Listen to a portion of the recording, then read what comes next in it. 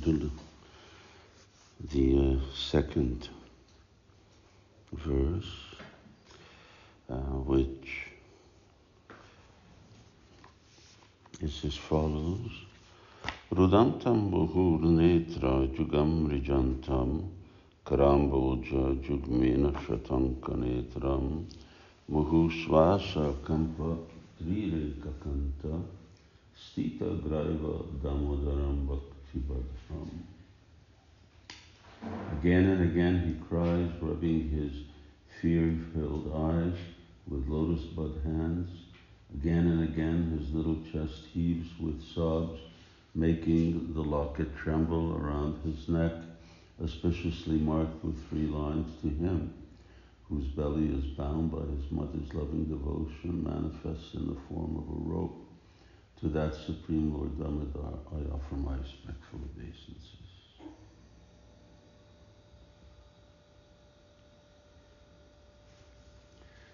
Rudantam, he is crying, and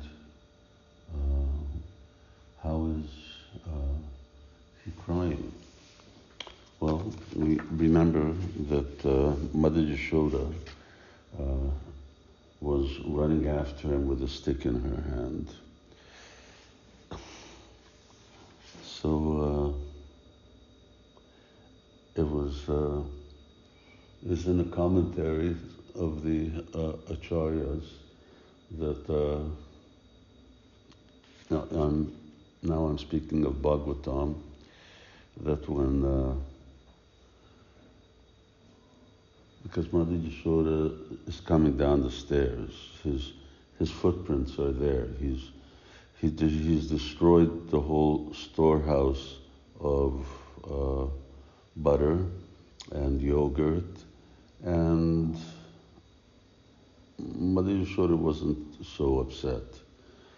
She's a queen, so there's no shortage of filling it up again. She was in one sense very amused that Krishna's, at such a young age, he's so determined and he can become so aggressive.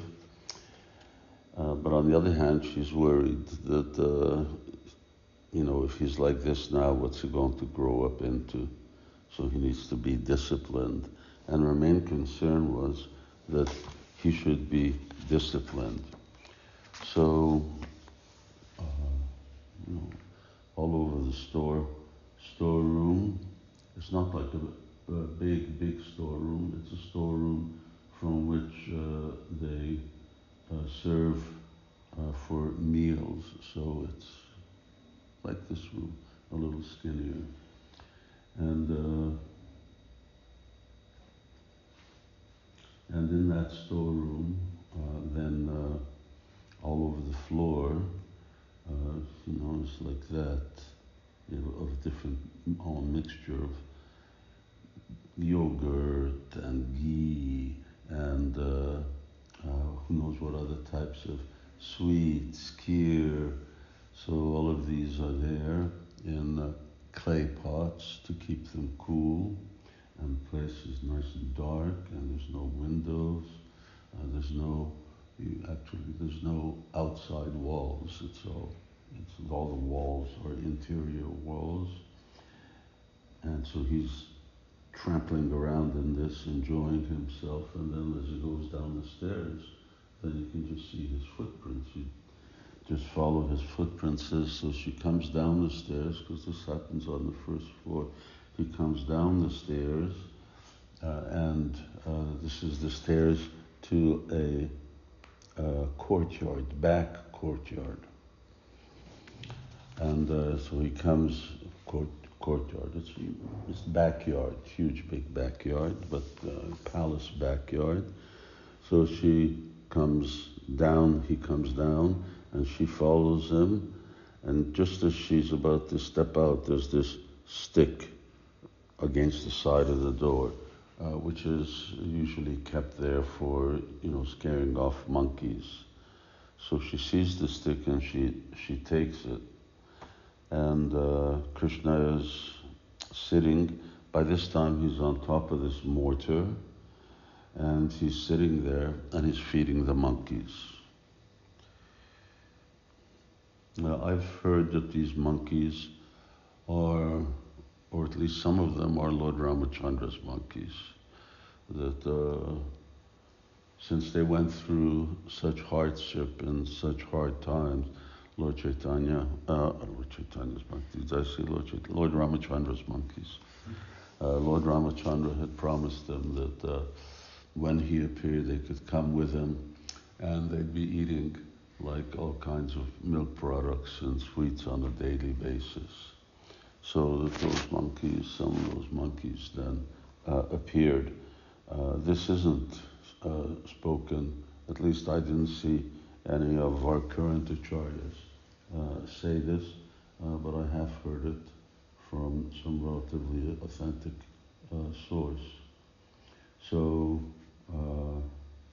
she takes the stick, so when he's sitting there and he's coming, the monkeys are coming and he's feeding them from out of the pot, and then you have from looking in the eyes of monkeys like this, looking in the eyes, he sees Mother Yashoda behind him, and he turns around, and so the Acharya say when he turns around and he sees this, he says, "No, not the stick." They also that Krishna panics when he sees the stick. He's never seen Mother Yashoda with a stick in her hand before, so he's really afraid, and that's why his here it's not a sequential description of the Leela. It's just highlighting certain things. So Rudantam Muhur Netra Jugam, his Juga, two, Netra, eyes, Muhu, again and again, Rudantam, crying, and so he's crying and rubbing his hands. Well, he's not rubbing his eyes when he's running for life, but he's crying all the time when he's running, and he's running faster than her, at least in the beginning, and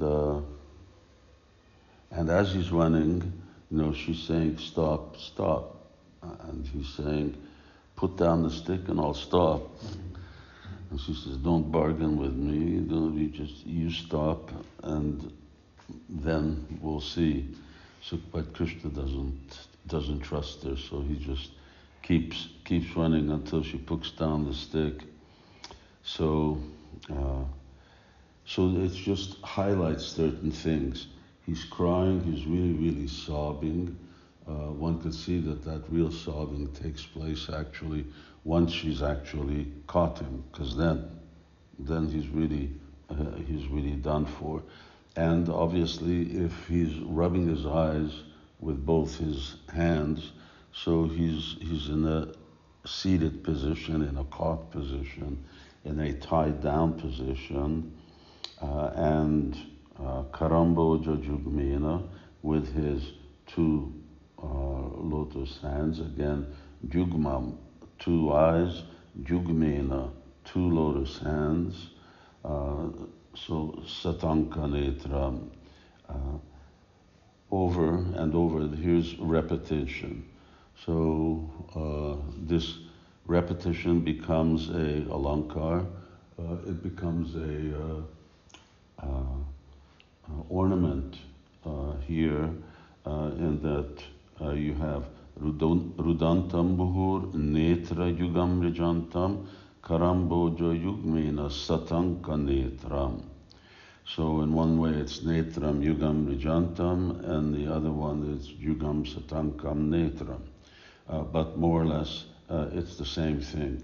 Here he's got two eyes, he's rubbing his two eyes, and he's rubbing with his two lotus hands. Yugmem Satanka Netram Karamboja. Kara Amboja.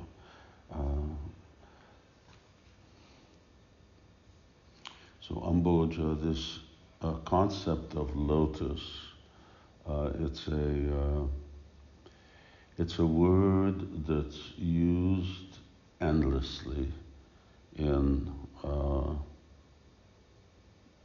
Vedic culture. And sometimes some critics may say that it's used to the stage of redundancy. It's just overused.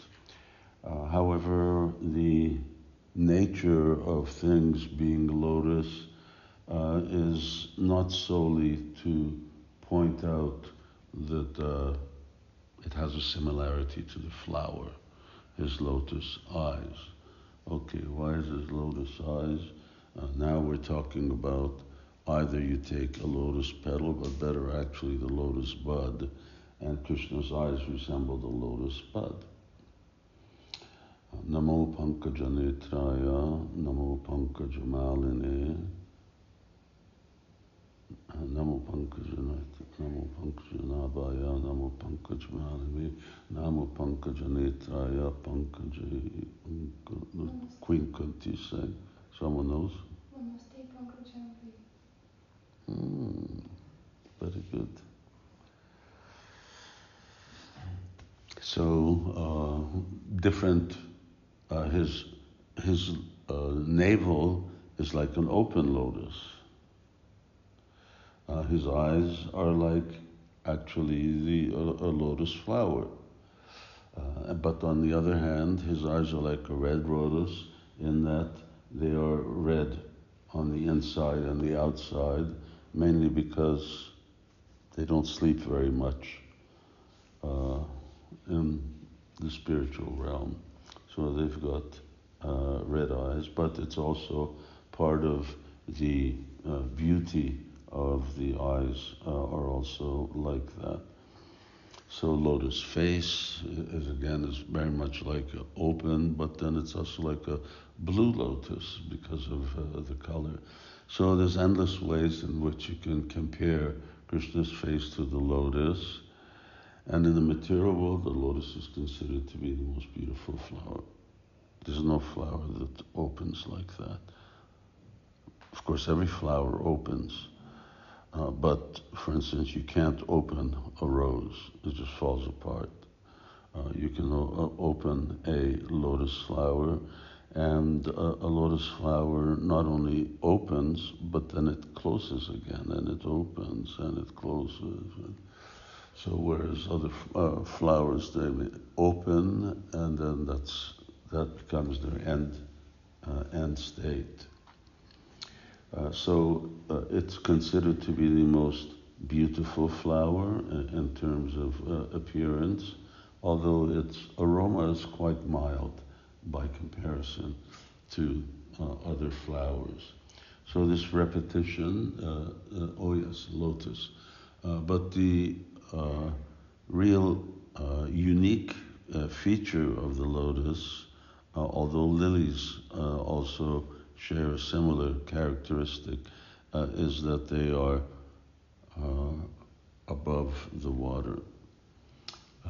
That the flower doesn't rest on top of the water, but it stands up and it's above the water. So even the movements of water don't affect the flower. Now there's a verse in the Bhagavad Gita where Krishna gives this as the example of the empiricist, and I forget that verse. So he says, just as a lotus is undisturbed in a body of water, similarly, a yogi, even though he's situated in the material world, still he's above it. He's transcendental to it. So it's this aspect of everything in relationship to Krishna, be it his feet, his eyes, his face, and so on. And the same applies to Srimati Radharani, his associates, his mother, and all of his eternal associates, the gopis who are manifest by Srimati Radharani, the other residents of Vrindavan, parents, cowherd boys, who are extensions of Balaram.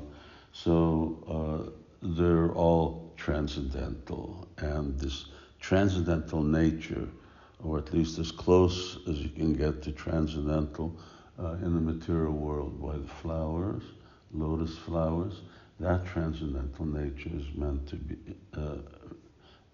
to be emphasized. So yes, it is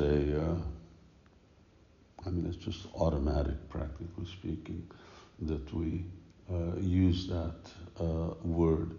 And in the same way, we use that phrase to the spiritual master, his lotus feet. Why his lotus feet? Because he's walking in the world, but even though he's walking in the world, still he's above the influence of the world, or above the influence of the modes of material nature. And does it require that much emphasis?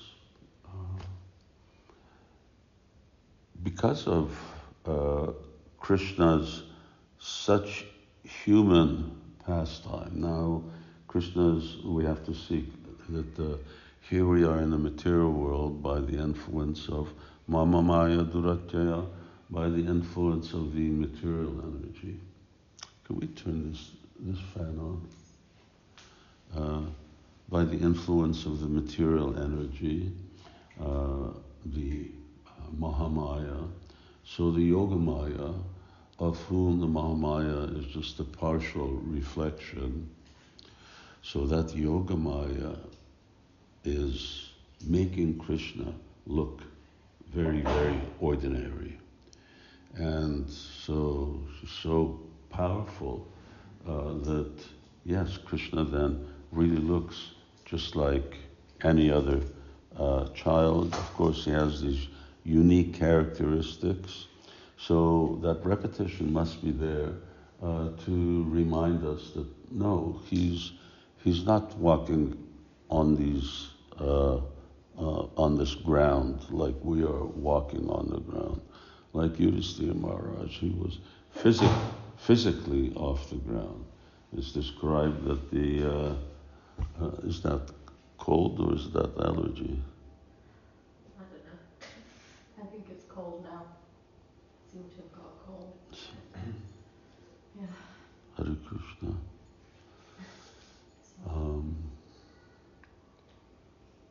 Yudhisthira Maharaj, yes, was virtually above the earth. Demigods, when they appear in the world, they don't stand on earth. They're above the earth. They walk like that. So, what's that meant to signify? Well, one thing is that this world is rather muchi, so they don't want to become contaminated. On the other is that it sort of signifies that they're in the mode of goodness. Okay, of course Yudhisthira Maharaj didn't become any less by coming down, but that was the appearance. So lotus, everything is lotus.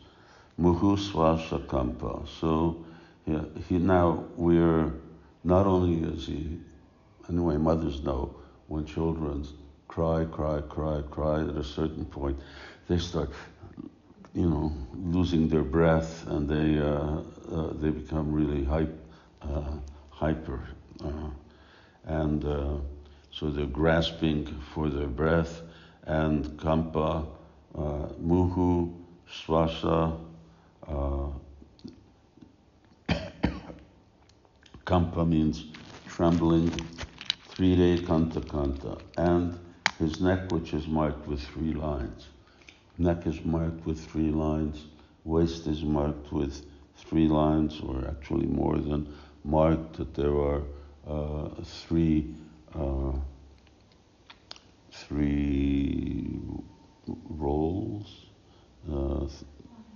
lines, and the neck is lines, and the waist is that there's more than just lines, that there's actually 3 rolls of skin, 3-day small, kanta.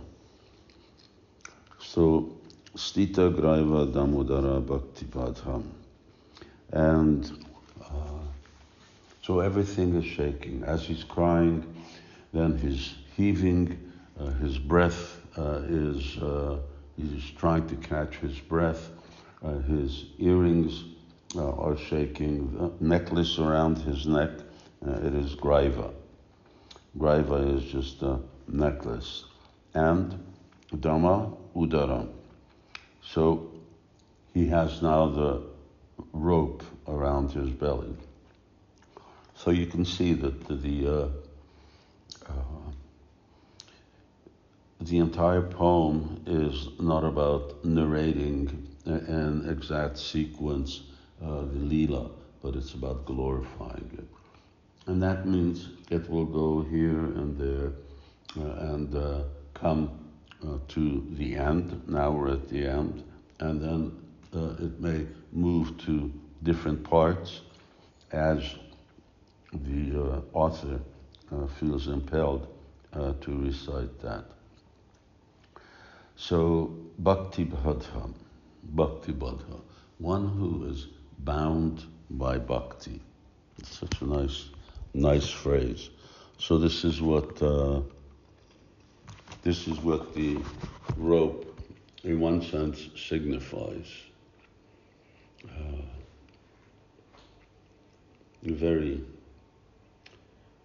very interesting when Jiva Goswami and others, Sanatana, Vishwanath Chakravarti Thakur, those are the three main commentators, especially for this book.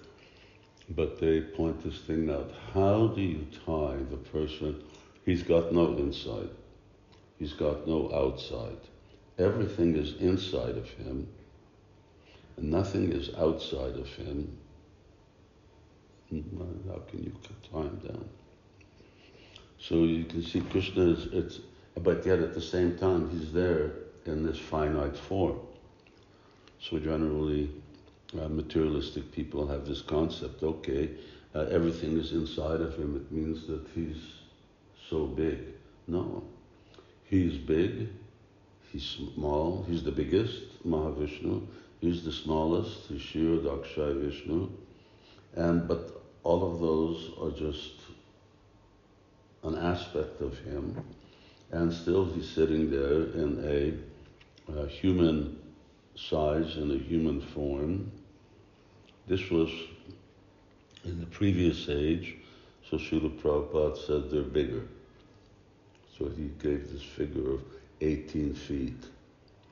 Said Krishna was somewhat smaller, but like Pandavas, as Kshatriyas, they were 18 feet, and Krishna was more like 15 feet. Means 4.5 meters. Of course, now he's a baby, but he's still relatively big by comparison to babies of today. And as Kali Yuga progresses, people get smaller and smaller and smaller and smaller, till they become like dwarfs. So Bhakti Badhan. And it's very important that, all right, so how can you, first of all, you can't get enough rope. That was already symbolically there, and that Mother Yashoda's, first she's getting rope, then she sends her servants to get rope, then the other ladies of the palace, they find this very entertaining, so she gets very upset with them and tells them, stop laughing, you go get all your rope in your house. They keep tying it together. How much rope have they got? Maybe if you really exaggerate, you can say they've got a half a kilometer of rope. But so what? It's like, can you tie down this planet? And this planet is insignificant in this universe, which is an insignificant part of Krishna's energy, Krishna, the smallest of all universes. So it doesn't work. But how could she really tie him? And here's a message. Now Krishna is really giving this very, very significant message, but devotion, love. When here bhakti, Bhakti means prema bhakti. So, Shara Bhakti Shara Rati Bhaktir Anukramishyasi. This is the Anukrama, this is the sequence. Shvara, Rati, Bhakti. Shvara means Nishta. Rati means Bhava, and Bhakti means Prema. But it's only this Prema, and it's only Braja Prema that can tie him down like this. So Bhakti Badham, he's tied down by the love of his devotees. So here we are, we're trying to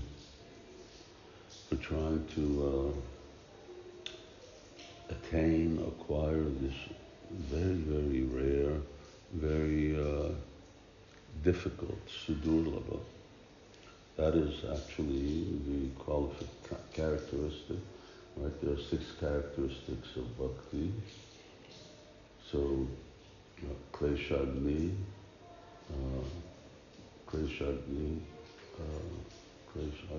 and then kleshagni, and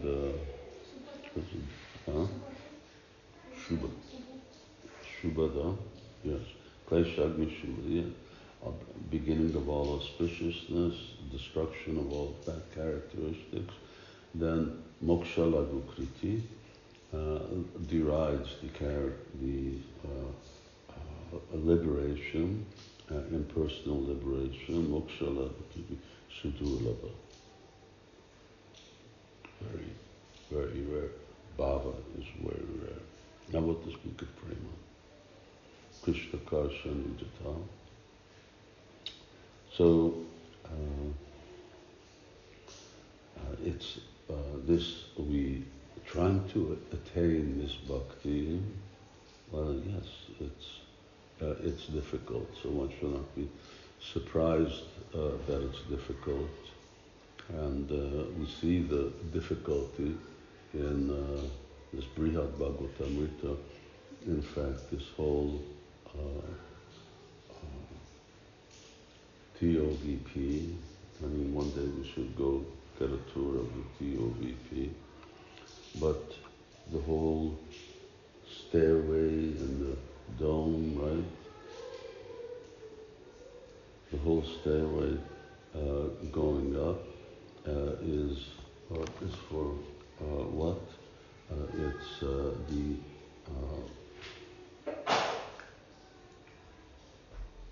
It's Gokumar's journey up to Goloka.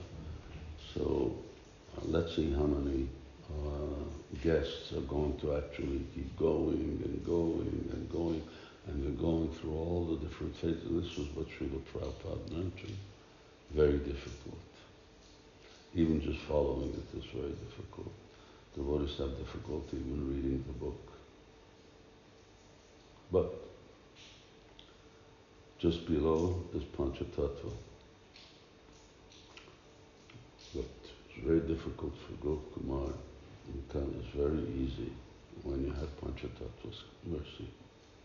Panchatattva Krishnam Bhaktarupa Swarupakam Bhaktyavatar Bhaktyakam Namamani Bhakti Shaktika. So they're giving this prema. They're breaking open, 7th chapter of Adi Lila. They're breaking open the storehouse of love of God, and they're just distributing it freely. Anybody just take it. So Gopkumar is going, and here they're coming and they're just saying, take it. So that's our hope, and therefore, although not mentioned here, but the whole Dāmodarāṣṭaka concept has to be taken within the scope of Chaitanya Mahaprabhu's mercy and teachings. So these are all meditations. Devotees may meditate.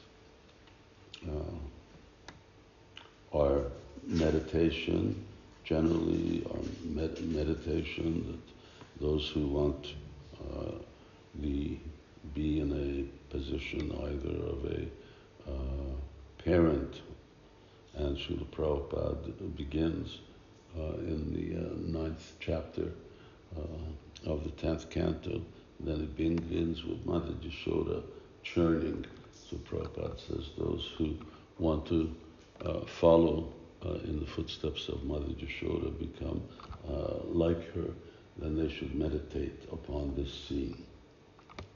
So we have different scenes, different facilities for meditation. Those who want Madhurya Ras, actually those who want Sakya Ras is not found here. This is for Vatsalya Ras, this entire meditation, and here at the end is Madhurya Ras. Very interesting inclusion. Nowhere here is mentioned the other cowherd boys and what role they play in this Leela. This is just Mother Yashoda and Damodar, Bhakti Badam.